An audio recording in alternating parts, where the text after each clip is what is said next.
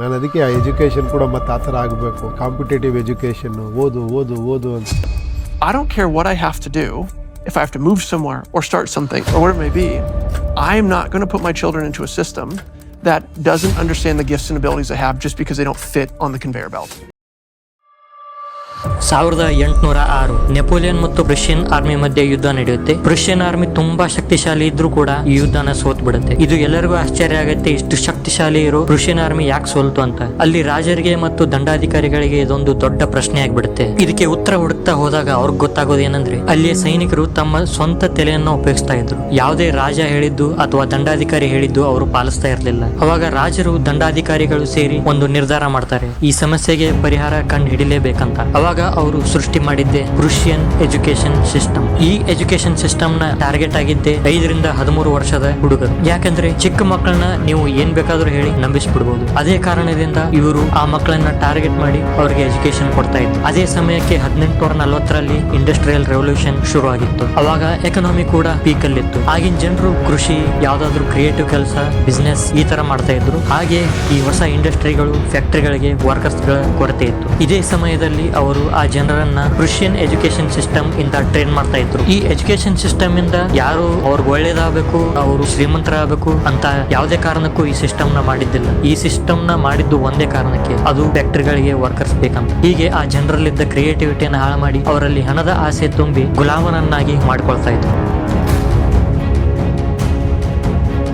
ಮೊನ್ನೆ ತಾನೇ ನ್ಯೂಸ್ ಅಲ್ಲಿ ನೋಡಿದೆ, ಬೆಂಗಳೂರಲ್ಲಿ ಯಾವುದೋ ಒಂದು ಸ್ಕೂಲ್ ಅಲ್ಲಿ ಬರೀ ಪ್ರೀ ನರ್ಸರಿಗೇನೆ 1,85,000 ರೂಪಾಯಿ ಫೀ ಅಂತ. ಇನ್ನು ಹೈದರಾಬಾದ್ ಅಲ್ಲಿ ಬರೀ ABCD ಕಲ್ಸೋಕೆನೆ ತಿಂಗಳಿಗೆ 21,000. ಇನ್ನು ಬೆಂಗಳೂರಿನ ಯಾವುದೋ ಒಂದು ಇನ್ಸ್ಟಿಟ್ಯೂಟ್ ಅಲ್ಲಿ ವರ್ಷಕ್ಕೆ 7,35,000 ಫೀ ಅಂತೆ. ಮಹಾರಾಷ್ಟ್ರದಲ್ಲಿ ಸಿದ್ದಗಿರಿ ಮಠ, ಕನ್ನೇರಿ ಮಠ ಅಂತ ಇದೆ. ಅಲ್ಲಿ ಹುಡುಗರಿಗೆ ಉಚಿತ ಶಿಕ್ಷಣ, ವಸತಿ, ಊಟ ಮತ್ತು ನೌಕರಿ ಕೊಡ್ತಾರೆ. ಅವರು ಈ ಮಾಡರ್ನ್ ಸ್ಕೂಲ್ ಎಜುಕೇಶನ್ ತರ ಫಾಲೋ ಮಾಡಲ್ಲ. ಅವ್ರು ಏನ್ ಮಾಡ್ತಾರೆ ಅಂದ್ರೆ ಸಂಸ್ಕೃತ ಹೇಳ್ಕೊಡೋದು ಮತ್ತು ಸಂಗೀತ, ಕಲೆ ಈ ತರ ವಿಷಯಗಳನ್ನ ಹೇಳ್ಕೊಡ್ತಾರೆ. ಶ್ರೀ ಕಾಡು ಸಿದ್ದೇಶ್ವರ ಸ್ವಾಮಿಗಳನ್ನ ಕೇಳಿದಾಗ ಅವ್ರ ಏನ್ ಹೇಳ್ತಾರೆ ಅಂದ್ರೆ, ಎಕ್ಸಾಮ್ ಅದು ಇದು ಏನು ಎಕ್ಸಾಮ್ ತಗೊಳ್ತೀವಿ ಇಲ್ಲಿದೆ ಅಷ್ಟೇ, ಆದ್ರೆ ಯಾವುದೇ ಸರ್ಟಿಫಿಕೇಟ್ ಕೊಡೋದಿಲ್ಲ. ಮಾರ್ಕ್ಸ್ ಇಂದ ಬಿದ್ದಿಲ್ಲ ಹುಡುಗರು, ಇಲ್ಲ ಮಾರ್ಕ್ಸ್ ಇಂದ ಹೋಗ್ಬಾರ್ದು.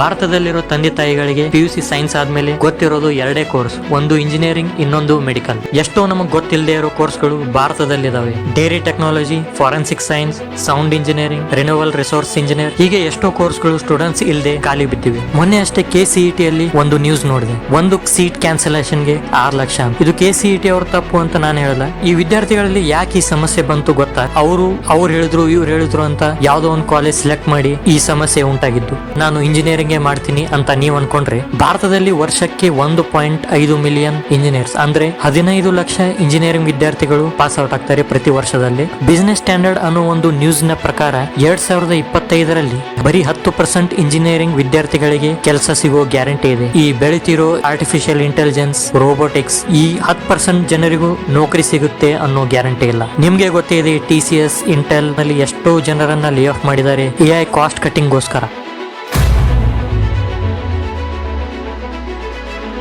ನೀವು ದುಡ್ಡು ಕೊಟ್ಟು ಇಂಜಿನಿಯರಿಂಗ್ ಮಾಡ್ತೀರಾ ದುಡ್ಡು ಗಳಿಸ್ಬೇಕಂತ. ಆ ದುಡ್ಡುಗೋಸ್ಕರ ಎಜುಕೇಶನ್ ಲೋನ್ ತಗೋತೀರಾ. ಆ ಎಜುಕೇಶನ್ ಲೋನ್ ನ ತೀರ್ಸೋಕೆ ಜಾಬ್ ಮಾಡ್ತೀರಾ.